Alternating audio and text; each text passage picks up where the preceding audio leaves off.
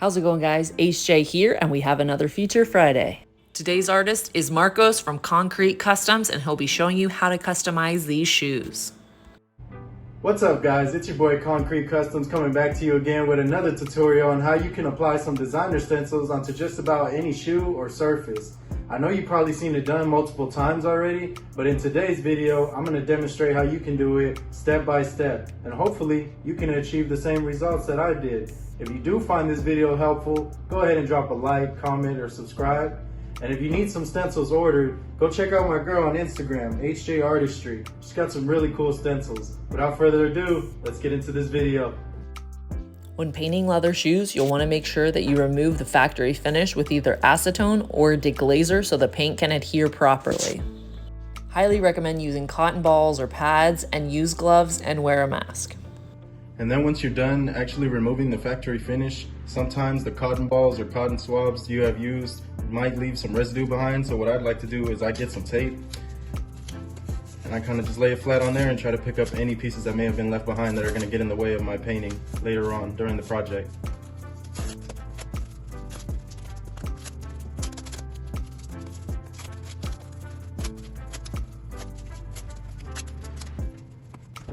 If this video is helpful, please like and subscribe, and check out Concrete Customs to order your custom shoes.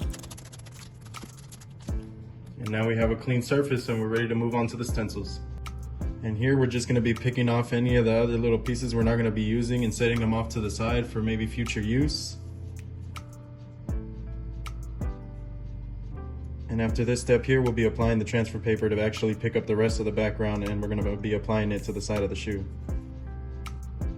Now that we're done weeding out the stencil, we're going to take our transfer paper and place it over the stencil so that it properly adheres and picks up, and we'll be able to place it nice and neat onto our toe box or whatever area we're putting it onto. And what I like to do is I flip it to the back, and I'll use the back of the X-Acto knife and try to squeegee on to the transfer paper. Just kind of press down a little firmly, and when you're done, it should all pick up at the same time, like so.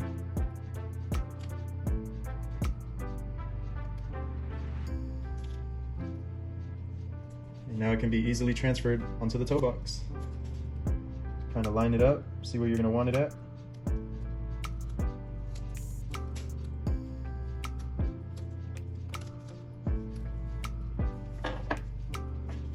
I'm gonna go ahead and make some slits right here so that it's easier to bend rather than just being one big fold. Now I can neatly put it onto the side, as you can see. And I'll probably make a few more cuts.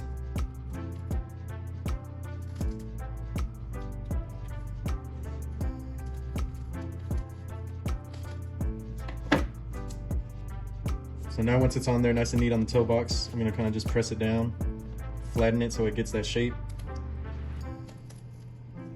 Try to run my fingers along the edge of the groove so that it sticks a little better.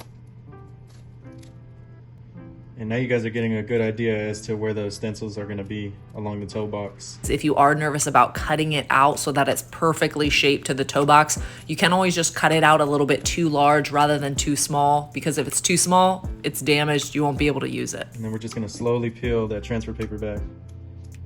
I like to use my X-Acto knife to kind of hold down the rest of the stencil as I'm peeling it back.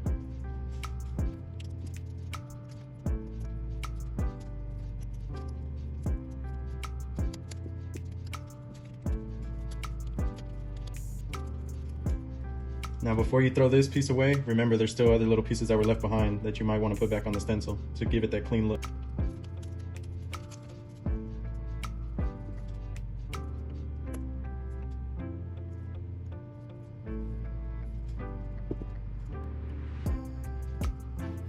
If you watched any of my other videos, you know that I think it's honestly better to do the positive stencil first, not the negative stencil. So what he used was a negative stencil. I'm going to show you another method of using the negative stencil and why what he did is a lot better than this method here.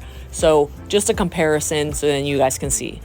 So I already placed my transfer paper on top of the stencil. Now I'm going to place it onto the shoe and then carefully peel up the transfer paper. Now, There's a few reasons why this is not as good. Number one, you can't really see where you're placing it because everything's black. Number two, it is super difficult to get off. So you'll make those cuts like Marco said before, so then it can wrap around the shoe a little bit better. Make sure that you have a half decent scissors. The scissors I use, that was the blue pair, is a piece of junk. Invest in a good scissors. You can get one at Michael's or pretty much any craft store. So I did speed up this video a little bit, but you'll go ahead, you'll remove any of the excess stencil right now. You can keep it if you want, or you can toss it. So you'll press firmly onto the stencil, make sure that it really does stick to the shoe very well, and it does take a long time. But what can happen if you are not patient is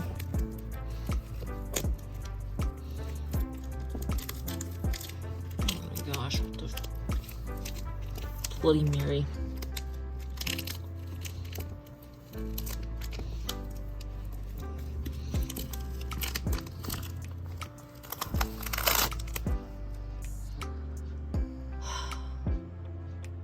Yeah, this was a huge fail, and it's not the first time it's happened, but using the negative portion of stencils is much more difficult.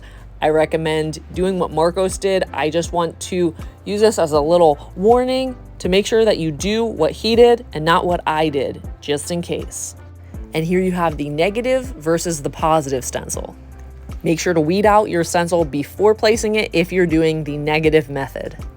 Now that we got our stencils on there, our other areas masked off so we don't get additional paint anywhere else, another helpful trick to get these stencils to actually stay down and adhere onto the shoe properly is going to be a hair dryer. Or if you have a heat gun, be really careful with the heat. So I like to use a hair dryer on low heat setting. All right, so you're gonna make sure you want thin, nice, even layers while painting onto the stencil. And then once you're done, you're gonna heat set in between each little layer so that way it dries properly and you can put the next coat on. One trick that I like to do to lessen the chance of paint bleed is if your shoes are white, I'll go over all the stencils with one coat of white paint right in where the stencil is. So you do the white paint, so then if it does bleed, it'll be white and you really don't notice this. Now, make sure not to go too heavy on that white paint first, but you'll do the white paint first and then you'll go over with whatever color you choose. So in this case, you do white and then do the light blue. When you are hand painting your stencils, you want to make sure that you're using very light coats of paint. You don't want to get too thick because then it could bleed. Now that we're done painting, we're going to go ahead and start removing the stencil.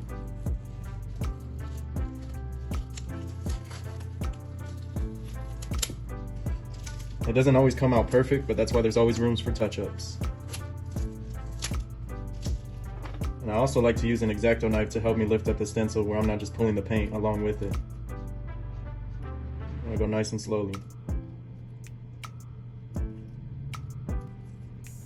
So as you can see, this one came out solid, whereas to the other ones, they may need a few touch-ups. The shoes are now finished and complete. The touch-ups have been done. And check out these results. It's a mighty fine, detailed work.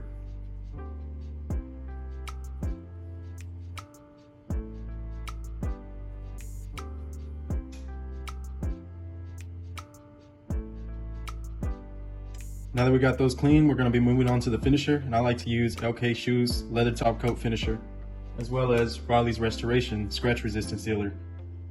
Some both pretty good top of the line products right here, and I'll leave a link in the description for you guys to check those two out.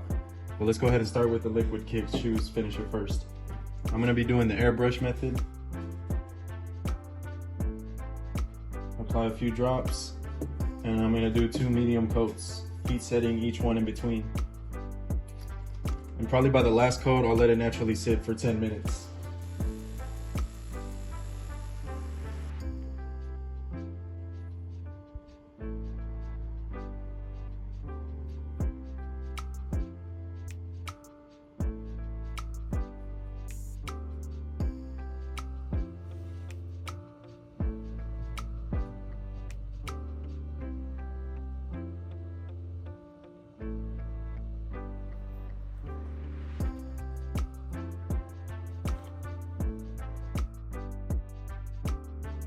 Thank you, Marcos. Check him out on Concrete Customs to order your custom shoes. If this video is helpful, please like and subscribe and comment on what you'd like to see next. Thanks for watching, and as always, happy creating.